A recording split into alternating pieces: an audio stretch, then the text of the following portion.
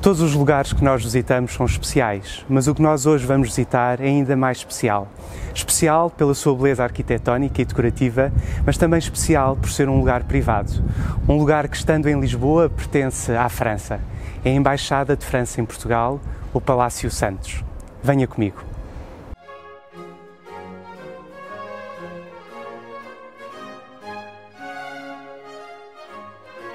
Bom dia! Fico muito feliz por abrir as portas do Palácio de Santos, Embaixada de França em Portugal, para uma visita guiada virtual para a Junta de Freguesia da Avenidas Novas. Temos muito gosto em que possamos descobrir o histórico Palácio de Santos e seus belos jardins. Sabemos que nos tempos que correm, mais do que nunca, a arte e a cultura são essenciais para nutrir o espírito de todos aqueles que não podem sair de casa. Sejam bem-vindos!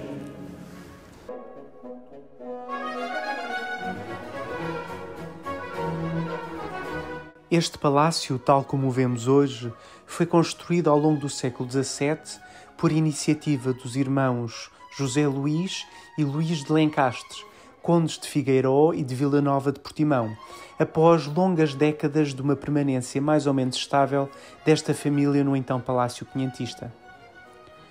O arquiteto escolhido é o insigne João Antunes, mestre do barroco em Portugal, que é responsável por trazer a feição italiana deste estilo para o país.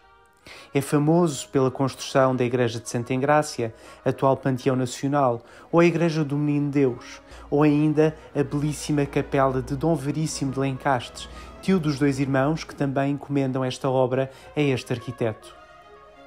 O lugar escolhido para a construção deste palácio revela-nos uma das histórias mais interessantes, mas também menos conhecidas da cidade de Lisboa. O nome de Santos, do palácio e do bairro, remonta ao que aqui sucedeu no século IV, mais concretamente no ano de 307 depois de Cristo. Segundo a tradição, 3 irmãos cristãos, Veríssimo, Máxima e Júlia, são presos, interrogados e torturados em Lisboa pelo pretor romano local no contexto das perseguições de Diocleciano. Não renegando a sua fé, são mortos e os seus corpos atirados ao rio com pesos. Os cristãos de Lisboa puderam recuperar os seus corpos, que por milagre haviam dado à costa, no lugar que se chamará mais tarde Praia de Santos, e são sepultados neste lugar, junto ao rio. Sobre as sepulturas ergueram uma capela, que desapareceu, mas que mais tarde foi reerguida por Dom Afonso Henriques, a quando da conquista da cidade, em 1147, com o nome de Igreja de Santos.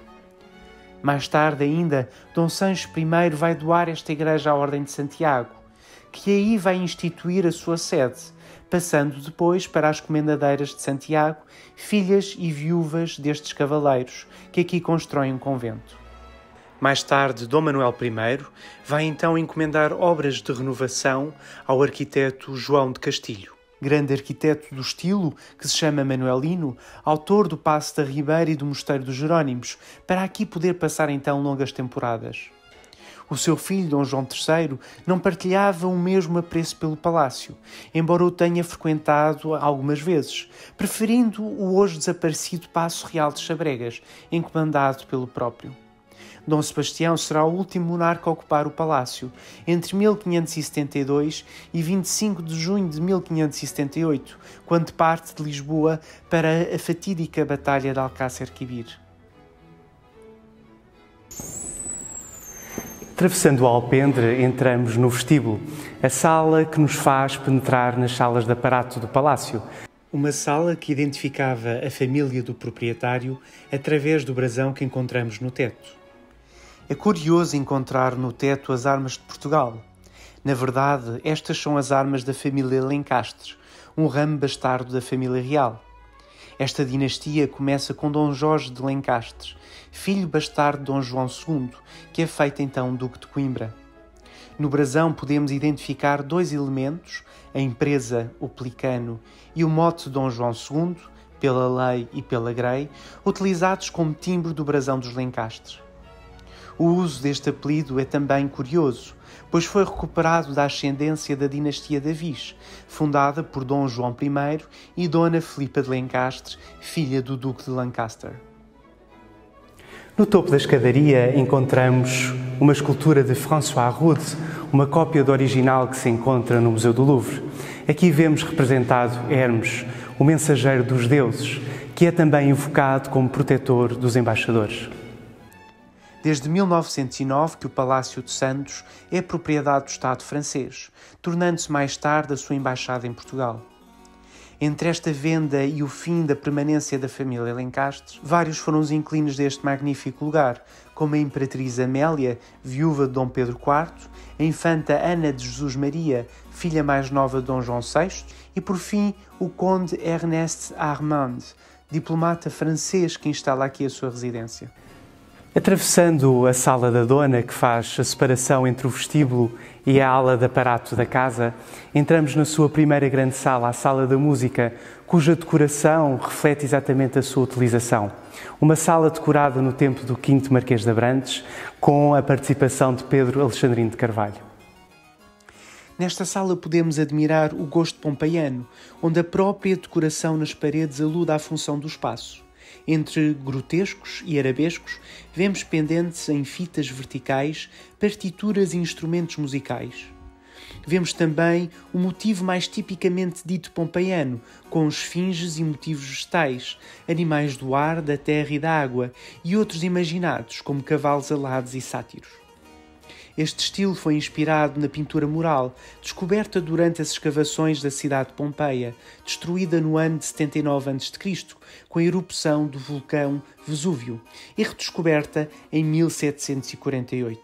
Em Portugal encontramos este estilo em múltiplos palácios e casas senhoriais, como o Palácio Ega, o Palácio dos Marqueses de Fronteira, o Palácio Pombeiro, atual Embaixada Italiana, e até em algumas salas do Palácio Real da Ajuda. No teto desta sala encontramos pinturas de Pedro Alexandrino de Carvalho, com representações alegóricas das 6 artes liberais, como a pintura e a música, ou os 4 continentes, como a África, a Ásia, a América e a Europa, ou então as 4 estações, a primavera, o verão, o outono e o inverno. No centro, 2 pinturas que ilustram episódios da Eneida, de Virgílio. Juno a implorar a Éolo que mande ventos contra a frota de Enéas e Vênus a pedir a Vulcano que foge armas para o herói. Na sequência da Sala da Música, entramos numa outra sala de aparato, o Salão Nobre, utilizado atualmente para as recepções oficiais da Embaixada. Um lugar, também ele decorado pela campanha decorativa do V Marquês de Abrantes, mas também decorada com mobiliário e com obras de arte pertencentes ao Estado francês. Neste caso encontramos um conjunto de canapés e poltronas estilo Império e cadeiras de palhinha estilo Luís XVI de tom azul esverdeado, que conjuga com as portas, o lambril da parede e os tremós. Além do mobiliário, temos obras de arte francesa, como múltiplos retratos de personalidades proeminentes, como a de Luís XV ou do embaixador Duque de Choiseul. Podemos ainda admirar 2 bustos Sèvres, do dramaturgo Molière e do compositor de música barroca Rameau.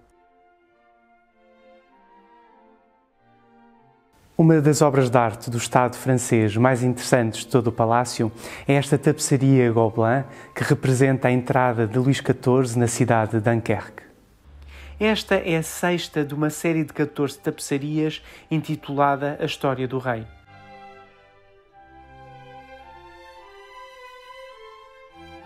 Ao nível da decoração dos tetos e paredes, encontramos de novo o gosto pompeiano. Todas as cenas aqui representadas são tiradas da obra de Ovídio, algumas das metamorfoses como o julgamento de Paris, Dafne a ser perseguida por Apolo ou Diana a lançar a sua maldição sobre Acteon, transformando-o em veado. No final das salas de aparato, entramos na sala que é considerada a joia do palácio, a Sala das Porcelanas, uma sala cujo teto é forrado por cerca de 260 pratos de porcelana Ming, que numa composição única fazem desta sala uma das mais especiais do mundo. Estamos perante uma obra de arte decorativa única, uma coleção de 263 pratos e covilhetes de porcelana chinesa, já por si valiosíssima, disposta simetricamente e de acordo com o seu tamanho, estilo e período, exposta num teto dourado em formato piramidal, onde cada alvéolo foi feito à medida para cada prato. Esta coleção é composta maioritariamente por peças da dinastia Ming, a mais antiga a chegar à Europa, onde destaca a porcelana Krak, mas também porcelana da dinastia Qing, com alguns pratos de meados do século XVIII, adicionados após o terremoto de 1755, apesar do conjunto ter resistido, na sua maioria, a esta catástrofe. Um dos espaços mais importantes do palácio é a sua capela, um lugar marcado pelas artes decorativas típicas do primeiro barroco português. De facto, este é um dos espaços que resistiu quer ao terremoto, quer às campanhas decorativas posteriores, preservando assim todas as características da primeira fase do barroco em Portugal, tal como a azulejaria azul e branca, combinada com a talha dourada, a pintura e a escultura. A capela está repleta de pinturas que representam santos e santas da devoção da família Lencastres e de cenas alusivas à vida de Nossa Senhora e aos 4 Evangelhos, obras atribuídas ao mestre português Marcos da Cruz, artista do período filipino que realizou várias obras para a alta aristocracia lisboeta e casas religiosas e que interveio, por exemplo, nas igrejas de São Cristóvão na Moraria e na Madre de Deus. No conjunto de todas estas representações de quadros de santos que estão presentes na capela, encontramos um especial, a representação de Veríssimo, Máxima e Júlia, os santos que dão o nome a este palácio. O teto da nave apresenta passagens do Evangelho. No retábulo do altar encontra-se representada uma crucifixão atribuída a Mar do Vale.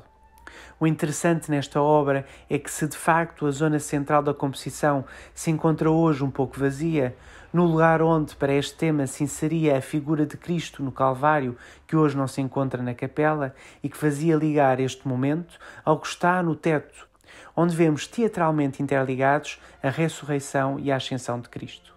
Atravessando uma pequena porta lateral ao altar, entramos na sacristia, um espaço extraordinário pela sua singular decoração azulejar. Logo quando entramos, deparamos com uma singular figura de convite, um anjo que nos pede silêncio e que guarda com a sua espada este lugar, pois estamos a entrar num espaço sagrado, o espaço em que o sacerdote se paramenta, se reveste de Cristo e o personifica.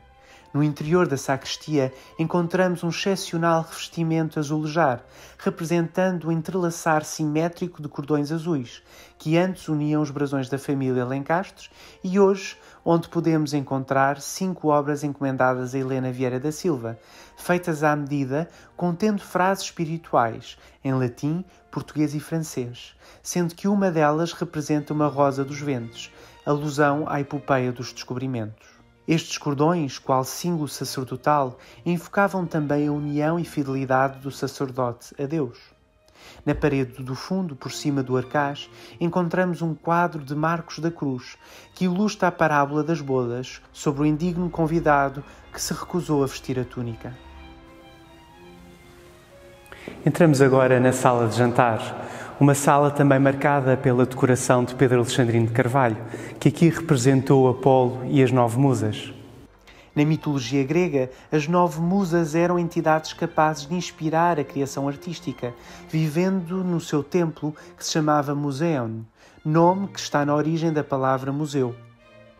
Este pintor, natural de Lisboa, foi ativo durante a segunda metade do século XVIII e, influenciado por André Gonçalves, evidencia-se na sua pintura o barroco da escola romana, evoluindo numa fase mais tardia para um gosto rococó e algumas obras de tom já neoclássico. Pintou várias casas senhoriais de Lisboa, como o Palácio Palmela no Rato ou o Palácio do Loureto, mas ficou conhecido sobretudo pela sua pintura de índole religiosa, razão pela qual ficou conhecido como pintor dos frades, pintando igrejas como a dos Mártires e a do Sacramento no Chiado. Chegamos agora ao jardim, um espaço magnífico deste palácio que nos revela a sua localização. Uma localização privilegiada não só pelos bons ares e pelas boas vistas, mas também um lugar privilegiado pelo seu acesso direto ao rio. Até a ocupação pelos marqueses de Abrantes, época onde são reestruturados, os jardins constituíam-se por vários patamares, envolvidos por um muro descendo até à margem do Tejo. Pelos seus ares puros, vistas e jardins frondosos, o Palácio de Santos foi muito apreciado como casa de recreio pelo rei Dom Manuel, que residia no antigo Paço da Ribeira e cuja deslocação era feita de barco, encontrando aqui um ancorador privado. Uma das curiosidades deste palácio e deste jardim é a existência de uma mesa de pedra que, segundo a tradição, foi onde o rei Dom Sebastião tomou a sua última refeição antes de partir para Alcácer Quibir. Após ter assistido à missa na igreja de Santos o Velho, Dom Sebastião, o desejado, terá assim utilizado esta mesa de Brecha da Arrábida no dia 25 de junho de 1578. A batalha dá-se no dia 4 de agosto e com ela o desaparecimento de um rei que se tornou num mito nacional.